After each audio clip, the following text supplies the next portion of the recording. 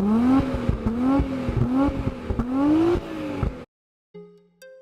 there guys, I just recently sold my Nissan Skyline R32 GTS-T.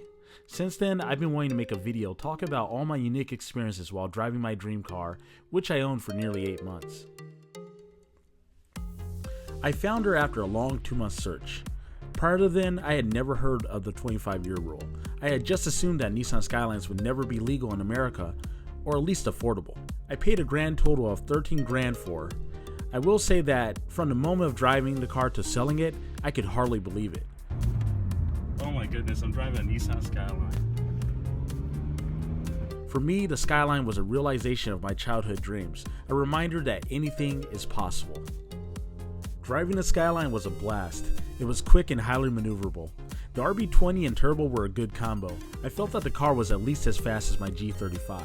It was strange because some of my favorite things about the Skyline were also some of the things that made it a challenge as a daily driver. For example, one of my favorite things about the car was the rear-wheel drive 2-way differential. You could basically slide it at any speed and still be in complete control. But in the rain, I had trouble keeping her in a straight line, surprisingly.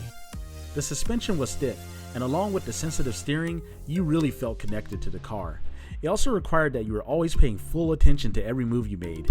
Really. And fuel economy? It was far from great, and the fact that the car likes premium didn't help as well. But why would anyone care about gas mileage if they bought a Nissan Skyline? The right-hand drive was one of the most unique things about the car. It took a couple of weeks, but eventually I felt in complete control driving on the right side.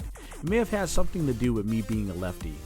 Maybe it has something to do with me actually driving in Japan for a little while. I'm not sure, but it was one of those very unique things that constantly reminded me I was driving a Skyline.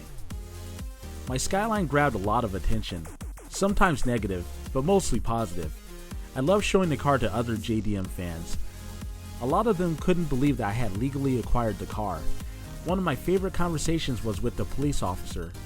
He went from super serious to ultimate Skyline fanboy within minutes. Cars from Japan, yes sir. And that's bad news for me.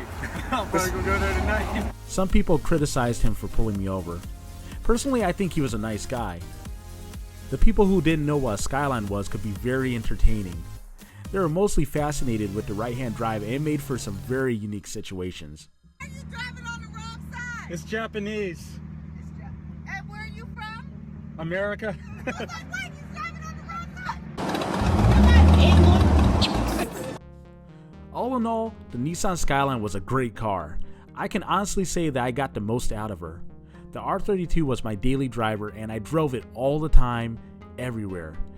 I took it to car meets, cross country to Maryland, and backwards through drive-thrus. Sometimes I did silly pranks with it. I even cruised with an Acura NSX. This car is the most reliable sports car I have ever driven. It did overheat once because I didn't add any coolant, which was completely my fault. In fact, the biggest issue I ever had was a light bulb.